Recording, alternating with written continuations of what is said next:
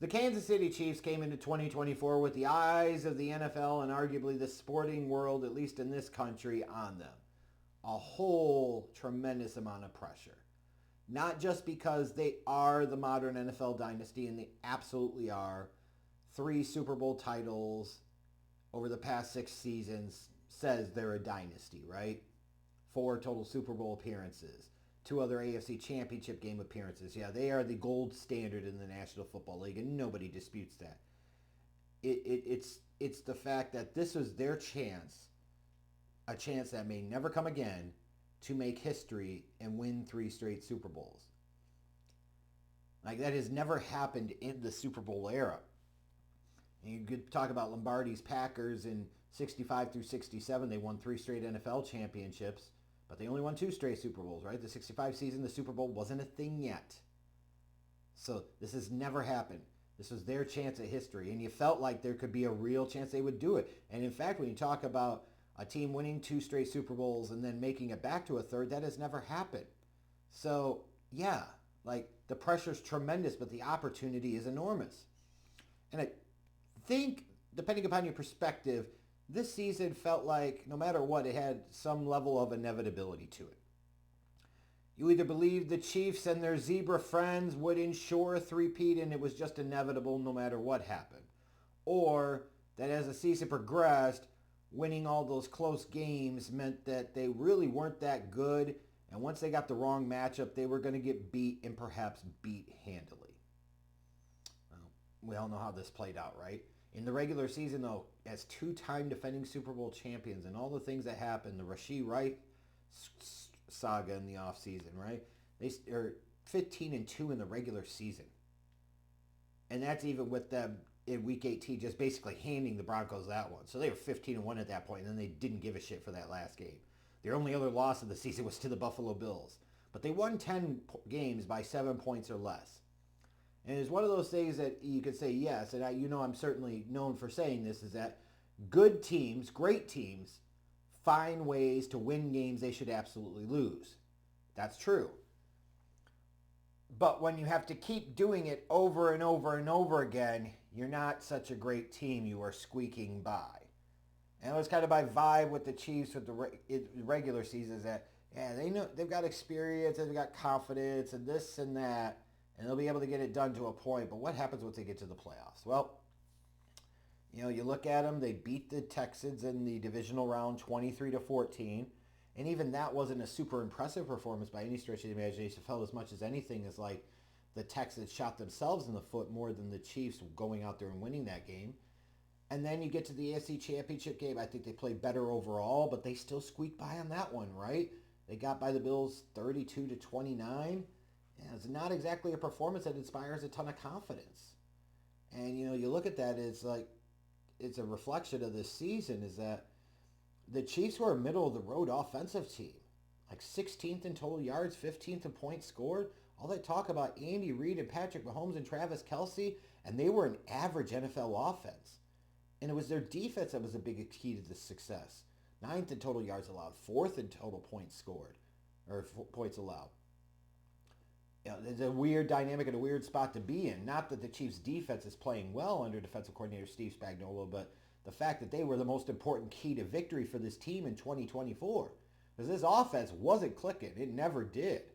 And, if it keeps heading down this path, we're going to get to a place of inevitability where people won't be referring to Patrick Mahomes as the GOAT conversation quarterback for the future. They'll be wondering whether he is even the best quarterback in the game today. And I promise you that conversation is a lot closer than people want to make it out to be.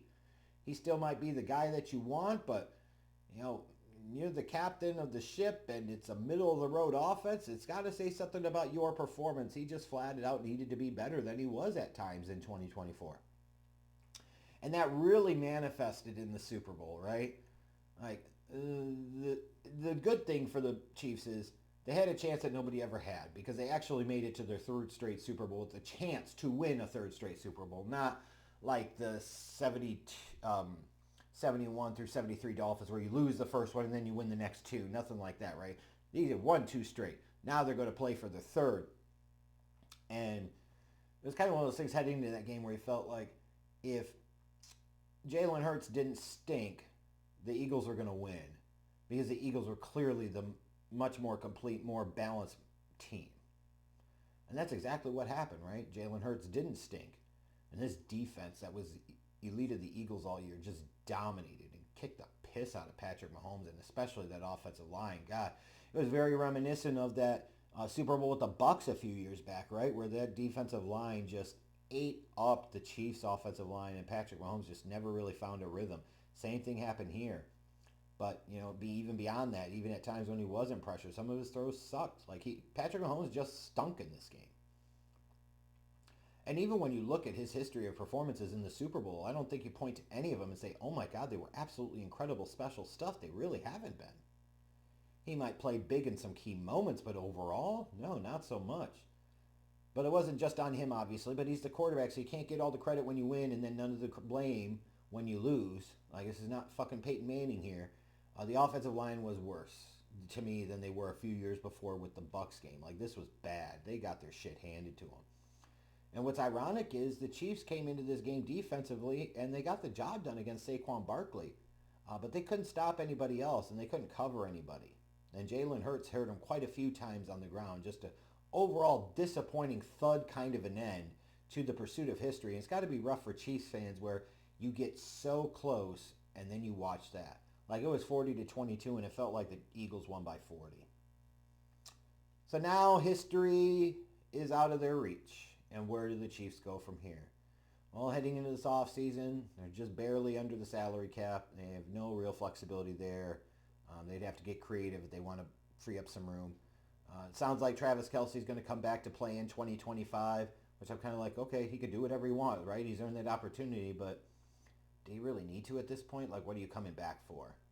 You would have thought, it makes sense to come back and try and pursue history, but now that that chance is gone, maybe trying to get one last payday, that I can understand. I don't begrudge him for that. He'll be a first ballot Hall of Famer, 5-6 years after his career is over.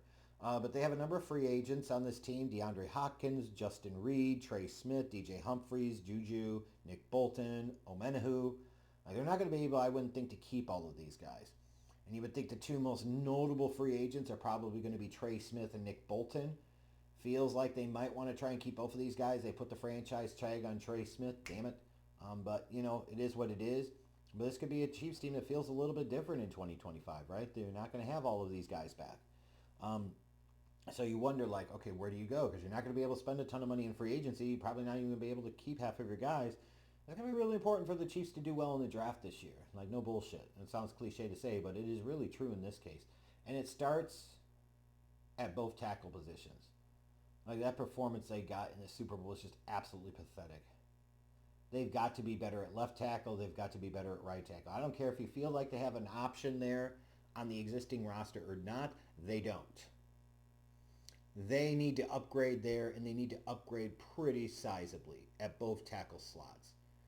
And then you look at Travis Kelce coming back, but he's in his mid-30s. They need a guy at tight end that could step in and be kind of the heir apparent there. So I would expect this team to actually invest multiple picks early on the offensive side of the ball, and they should, because that was their by far bigger area of weakness in 2024. If you're going to point to anywhere in the defense where they could use some help, certainly corner, because they couldn't cover the Eagles. That's for fucking sure. And it's it feels odd to be kind of talking down about the Chiefs like this, because at the end of the day, they won the AFC Championship for the third straight year. They had a shot at crack at winning 3 straight Super Bowls. Who knows if we will ever see that happen ever again. It is rare, right?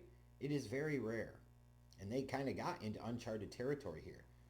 But the reality is, all of the good that happened this year was really a disappointing thud, and the Chiefs joined 30 other NFL teams as being losers, and it doesn't matter what it happens because there can only be one ultimate champion.